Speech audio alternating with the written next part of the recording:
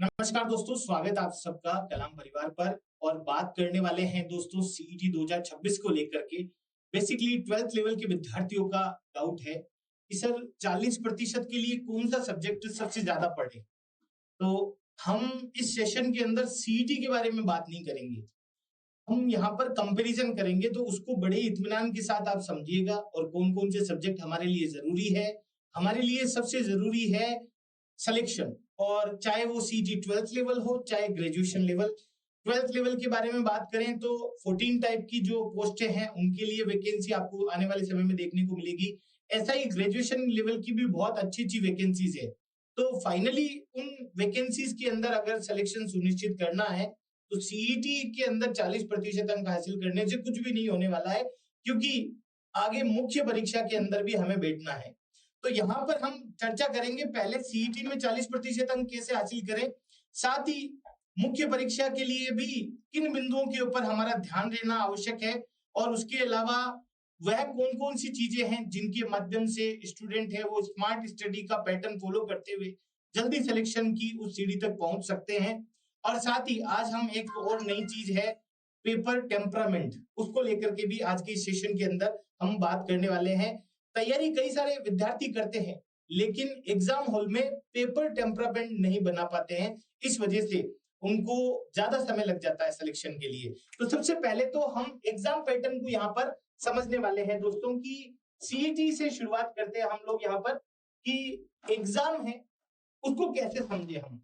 Exam के लिए देखो सिंपल सी चीज है, चाहे आप सीईटी एग्जाम देना चाहे मुख्य परीक्षा में शामिल होना, आपको सबसे पहले सिलेबस, बेसिक सिलेबस है उसका अच्छी तरीके से ज्ञान होना चाहिए। तो मैं यहाँ पर आपको दो चीजें पहले से ही अवगत करवा देना चाहता हूँ कि आप सीईटी का सिलेबस भी देखिए और साथ ही जो मेन एग्जाम है जो आपका टारगेट है, वैसे तो मैं कहूंगा कि सभी विद्यार्थियों का जो टारगेट है वो मेन एग्जाम ही है, चाहे वो पटवारी हो, वीडियो हो, चाहे एलडीसी हो, चाहे राजस्थान पुलिस हो, उनको किसी भी हालत में जॉब चाहिए चाहिए। तो बेसिक सिलेबस और सिलेबस के वो बिंदु जो सीईटी के अंदर भी है और मुख्य परीक्षा के अंदर भी है।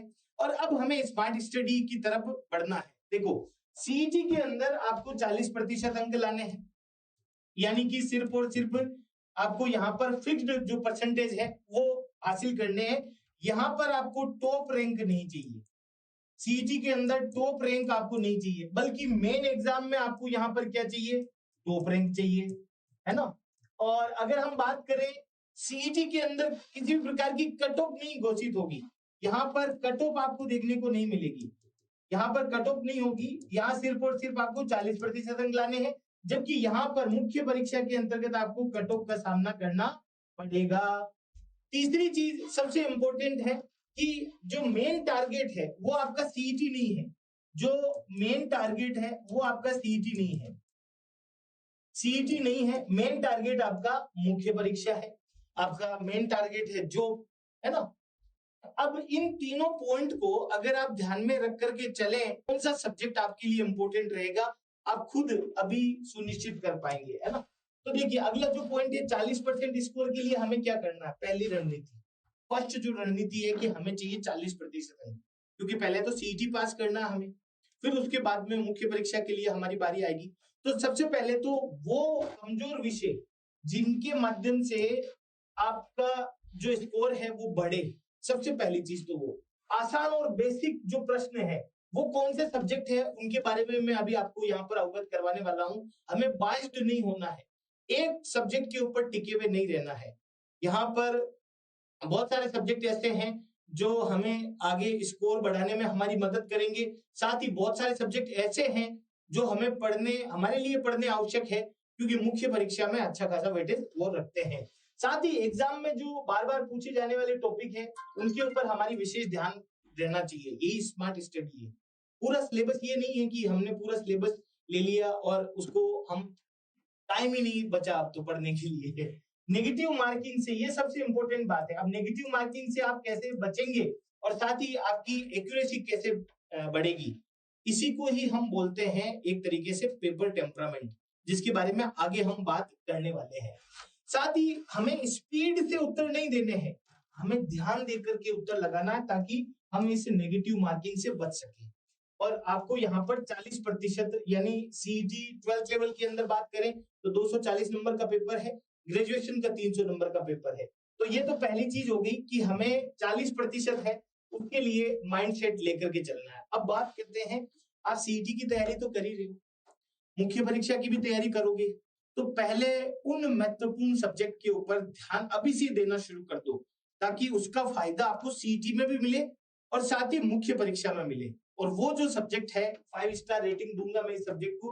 राजस्थान का जो जीके है, चाहे वो राजस्थान के इतिहास और कला संस्कृति के संबंध में संदर्भ में हो, चाहे इकोनॉमी और पॉलिटी के संदर्भ में हो, चाहे राजस्थान की ज्योग्राफी से रिलेटेड हो, ये तीनों विषय आपके आगे आने वाली मुख्य परीक्षा के लिए अपना इंपॉर्टेंट रोल अदा करेंगे, जबकि सीईटी के अंदर भी ये इंपॉर्टेंट रोल अदा करेंगे। यहां से सीधे सीधे डायरेक्ट फैक्चुअल टाइप के प्रश्न हैं वो पूछे जाते हैं, तो ये काफी अच्छा स्कोरिंग भाग आपको देखने को मिलेगा।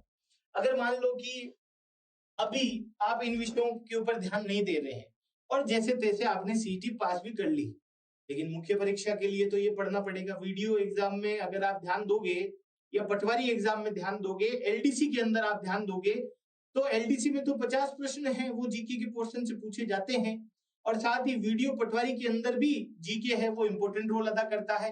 तो हमें अभी से ही इस विषय के ऊपर पकड़ बनानी शुरू कर देनी चाहिए, जिससे कि आगे मुख्य परीक्षा के अंदर हमारे ये सब्जेक्ट काम आए और अभी सीईटी के अंदर भी एलिजिबिलिटी के अंदर ये इंपॉर्टेंट रोल अदा करे।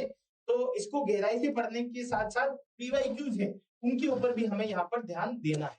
मैं यहाँ पर सीईटी की खाली बात नहीं कर रहा हूँ, मैं साथ में मुख्य परीक्षा को लेकर के भी चर्चा कर रहा हूँ। ये जो रिटर्न देने वाले जो सब्जेक्ट है, जो हमने कहा था सीईटी को पास करने में आपकी हेल्प करेंगे, हो सकता है इनमें से कुछ विषय ऐसे हो जो आपकी मुख्य परीक्षा के अंतर्गत भी इंपॉर्टेंट रोल अदा करे। जैसे रीजनिंग है, राजस्थान पुलिस कांस्टेबल में काफी अच्छा वेटेज है, मैथ्स है राजस्थान पुलिस कांस्टेबल में, वीडियो पटवारी एलडीसी उसमें मैथ्स का अच्छा रोल है, तो इनको भी हम नकार नहीं सकते। ये वो विषय है जो आपको हाई रिटर्न देंगे अगर आप इनकी प्रैक्टिस करते हैं, क्वेश्चंस की टॉपिक को अच्छे से समझ लेते हैं, तो डेफिनेटली यहाँ पर आपका प्रश्न गलत होने की संभावना है वो कम हो जाएगी जीके के बजाय। तो अगर बात करें कॉन्सेप्ट समझने के बाद आपको रीजनिंग में प्रैक्टिस और एक्यूरेसी पे ध्यान देना है। मैथ्स के अंदर काफी सारे विद्यार्थी है वो वीक है, तो उनको डेली प्रैक्टिस करनी चाहिए। और साथ ही कंप्यूटर है, ये सीमित सब्जेक्ट है, सीमित सिलेबस है इसका, तो जितने भी पीवाईक्यूज है पिछले सालों के जो आपके प्रश्न हैं उनके आधार पर आप इसमें अच्छी पकड़ बना सकते हैं। हालांकि कुछ नए टॉपिक इस बार ऐड किए गए हैं, जैसे एआई से रिलेटेड, साइबर सिक्योरिटी से रिलेटेड यहाँ पर टॉपिक ऐड किए गए हैं। तो इनको ऐसा नहीं है कि लास्ट महीने के लिए छोड़ दो कि लास्ट में पढ़ूंगा, ये रेगुलर प्रैक्टिस करने वाले विषय हैं दोनों, रीजनिंग और मैथ्स। और कंप्यूटर है, थोड़ा थोड़ा समय इसको भी देते चलिए ताकि आगे परीक्षा के अंतर्गत आपके काम आए। ये वो विषय है जिनके ऊपर आप थोड़ा भी प्रयास करो तो आपको 100% अच्छा रिटर्न, मतलब हम कह सकते हैं नंबर अच्छे मिलेंगे। यहाँ से नेगेटिव मार्किंग भी इन सब्जेक्ट्स के द्वारा कम की जा सकती है। तो हमने बात राजस्थान जीके की भी रख ली, मैथ और रीजनिंग और कंप्यूटर की भी देख ली, साथ ही साइंस के बारे में अगर बात करें थोड़ा कम वेटेज है, लेकिन साइंस बैकग्राउंड के विद्यार्थी वो अच्छा करेंगे। करंट अफेयर को लेकर के बात करें, 8 से 10 महीने का, पिछले 8 से 10 महीने का करंट अफेयर, जिसके अंतर्गत जो फोकस एरिया आपका गवर्नमेंट स्कीम है ये होना चाहिए, जितने भी अवार्ड्स है, स्पोर्ट्स से रिलेटेड जो न्यूज है, इंपॉर्टेंट डे है, अपॉइंटमेंट है, राजस्थान करंट अफेयर है, उसको आपको सर्वोच्च प्राथमिकता देनी है। सूजस की किताब आती है, वहां से सीधे सीधे क्वेश्चन है वो आपको देखने को यहाँ पर मिलेंगे। अब बात करते हैं टेस्ट सीरीज को लेकर के। कई सारे विद्यार्थी ये भी पूछ रहे हैं कि सर टेस्ट सीरीज क्यों आवश्यक है, क्यों जरूरी है टेस्ट सीरीज। तो मेरी नजर में टेस्ट सीरीज है वो तैयारी से भी ज्यादा इंपॉर्टेंट है। क्यों? क्योंकि कंटेंट तो विद्यार्थी पढ़ लेते हैं लेकिन पेपर का टेम्परामेंट नहीं महसूस कर पाते हैं। पेपर में हमें कितना शांत रहना है, कैसा हमारा कॉन्फिडेंस रहना चाहिए, डिसिप्लिन कैसा होना चाहिए, कौन से क्वेश्चंस को कितना समय देना है, साथ ही क्वेश्चन को ढंग से कैसे पढ़ें जिससे कि आगे जो परीक्षा के अंदर रिजल्ट आने वाला है उसमें हमारा रिजल्ट अच्छा रहे। कई बार ऐसे होता है कि आपको आता सब कुछ है लेकिन फाइनली रिजल्ट है पता चलता है कि ये तो गलत कर दिया। तो देखो अगर हम बात करें केवल नोट्स और पढ़ने से एग्जाम हॉल का डर और जो घबराहट है वो कम नहीं होगी, खत्म भी नहीं होगी। आपको मॉक टेस्ट माइनर, मेजर और फाइनल के रूप में आपको एग्जाम हॉल का प्रेशर है वो भापना पड़ेगा, महसूस करना होगा।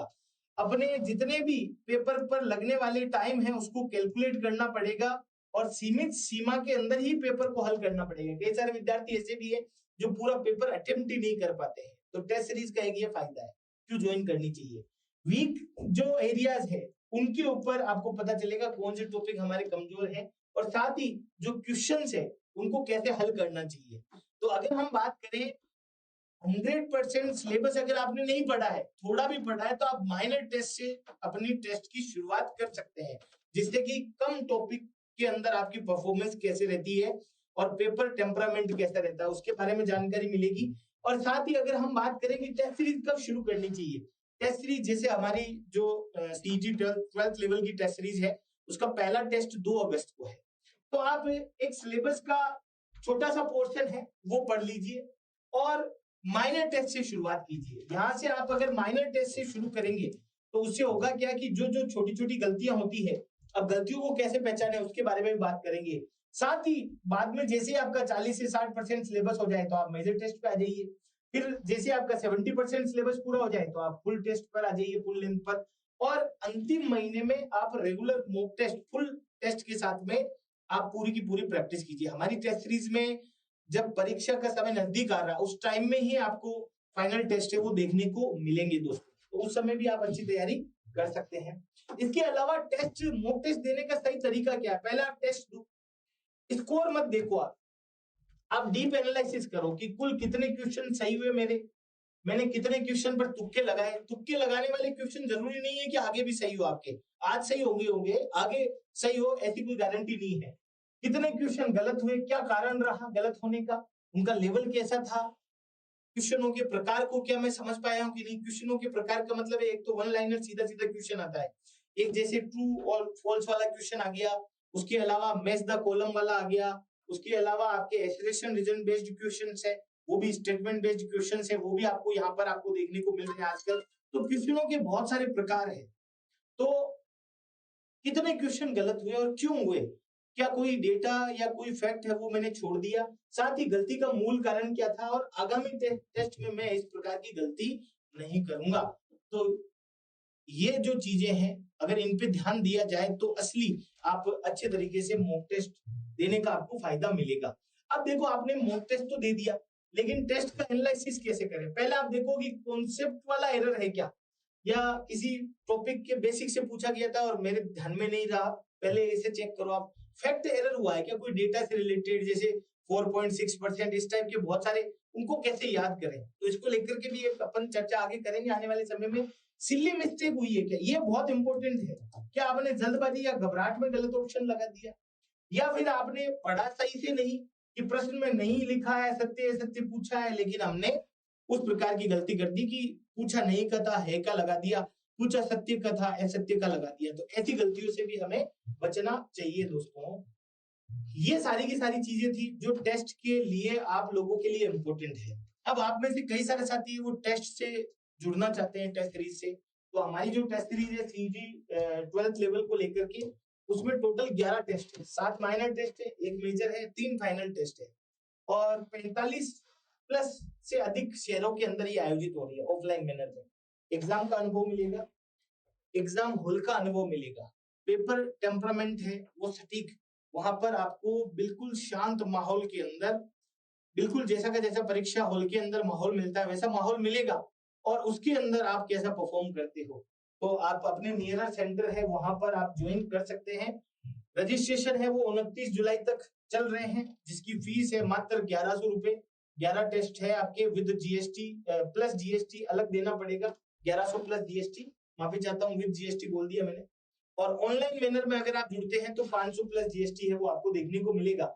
साथ ही कई सारे विद्यार्थियों की डाउट थे सर हमें कक्षाएं भी चाहिए, वीडियो लेक्चर्स भी चाहिए, तो इसके लिए तीनों कोर्सेज के लिए आपके पास ऑप्शन अवेलेबल है वीडियो के लिए। अगर वीडियो लेक्चर चाहिए, साथ ही आपको नोट्स चाहिए और साथ ही ऑनलाइन टेस्ट सीरीज आपको फ्री चाहिए, तो इन कोर्सेज के अंतर्गत आप एनरोल कर सकते हैं। अगर आप 12th पास है तो सीटी 10+2 लेवल में एनरोल कर सकते हैं। अगर आप खाली ग्रेजुएशन वाली फॉर्म भरा है तो खाली ग्रेजुएशन वाला कोर्स में भी एनरोल कर सकते हैं, और साथ ही दोनों की तैयारी कर रहे हो तो आपके पास सीईटी फाउंडेशन का ऑप्शन भी उपलब्ध है, जिसमें वीडियो लेक्चर, नोट्स और टेस्ट सीरीज ये सारी की सारी चीजें मिलने वाली है। इन तीनों कोर्सेज के ऊपर 60% का फ्लैट डिस्काउंट भी चल रहा है अभी, तो उसका भी आप फायदा उठा सकते हैं। तो ये थी इंपॉर्टेंट जानकारी। अब इजाजत लेता हूं मैं आपसे। धन्यवाद दोस्तों।